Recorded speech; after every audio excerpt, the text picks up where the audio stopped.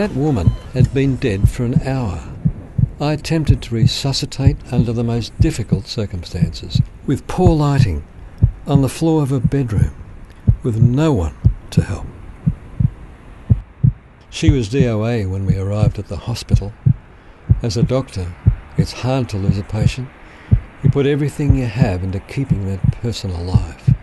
Everything. But God intervened in a way that I had never anticipated. The events of that night were to take this skeptic on a lifelong journey, a journey that would set me on a path to investigate God's role in healing today.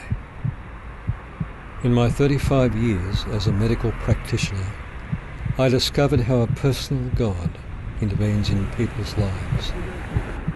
I had to put aside all my own ideas and keep an open mind as I witnessed events in my own life and in the lives of others. My findings are based on factual evidence that I have been able to personally verify. This is not a book of miracles. It's about doctors and patients, ordinary people like you and me, who took God at his word and were astonished at what followed. We live in a world of personal challenge and accelerating danger. We're vulnerable at every turn, but there's one who longs to walk beside us. When we partner with God, he plots us firmly on his agenda. And sometimes this can take us right out of our comfort zone. I tell of one doctor, now a medical professor, who was saved when his colleagues were drowned. Of two who survived terrorist attacks in Yemen and Jakarta. Sadly, one man perished in Afghanistan under the hand of the Taliban.